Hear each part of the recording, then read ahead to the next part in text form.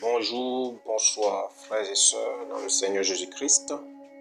Aujourd'hui, nous allons parler d'un nouveau thème. Pour ceux qui ne connaissent pas le but de la chaîne, nous parlons de la Bible. Nous apprenons à savoir le chemin à suivre et comment marcher dans le bon chemin pour être appelé chrétien. Merci pour ceux qui sont en train de regarder cette vidéo. Je vous souhaite encore un bon bonjour. Pour le thème de ce jour, nous allons baptême du Saint-Esprit et de feu. Le Seigneur Jésus a fait la promesse à ses disciples qu'ils recevront une puissance par le Saint-Esprit survenant sur eux et ainsi ils seront ses témoins. Nous verrons cette lecture dans le livre de Actes 1 au verset 8. Nous verrons dans ce cours ce qu'est le baptême du Saint-Esprit, son but et comment il s'opère dans la vie du croyant né de nouveau. Aussi, nous parlerons du baptême de feu qui est moins souvent abordé. Enfin, nous parlerons de la nuance qu'il y a entre le baptême du Saint-Esprit et la nouvelle naissance, car il peut y avoir une confusion à ce niveau. Qu'est-ce que le baptême du Saint-Esprit? Dans l'ancienne alliance, les serviteurs étaient oints de l'Esprit pour accomplir leurs fonctions. Les juges, les prophètes, les sacrificateurs, les rois. Mais il ne s'agit pas du baptême de l'Esprit que nous connaissons dans la Nouvelle Alliance. Le baptême de l'Esprit est uniquement une promesse pour les disciples de Christ. Nous verrons cela dans Actes 2 au 39e verset. Être baptisé de l'Esprit, c'est être inondé par le Saint-Esprit. Après la nouvelle naissance, c'est littéralement être plongé, immergé dans le Saint-Esprit.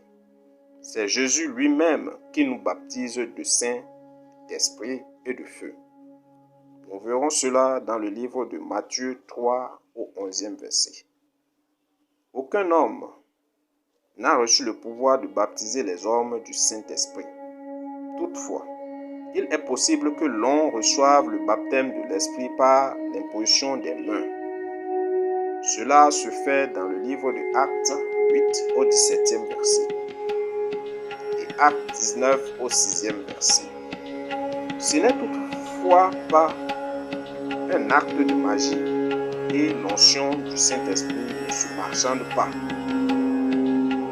Ne vous laissez donc pas avoir par des faux serviteurs de Dieu qui demandent des offrandes pour vous imposer les mains. Maintenant, nous débuterons le baptême du Saint-Esprit et le baptême de feu. Le baptême du Saint-Esprit s'accompagne toujours d'un baptême de feu. Il est écrit que Jésus nous baptisera du Saint-Esprit et de feu. Luc 3 au 16e verset. Le jour de la Pentecôte, les disciples étaient baptisés du Saint-Esprit et des langues qui semblaient de feu leur apparurent séparées les unes des autres et elles se posèrent sur chacun d'eux. Acte 2 au 3e verset. Il s'agit d'un feu qui nous donne le zèle de l'évangile selon ce qu'il est écrit. Le zèle de ta maison me dévore. Jean 2 au 17e verset. Il s'agit d'un feu particulier qui nous anime pour Dieu et qui nous donne l'amour dévouant pour les choses de Dieu, surtout pour annoncer l'évangile. Ce feu signifie aussi les épreuves. Que doivent subir les chrétiens qui doivent grandir en Christ et parvenir à la perfection pour le jour de Christ.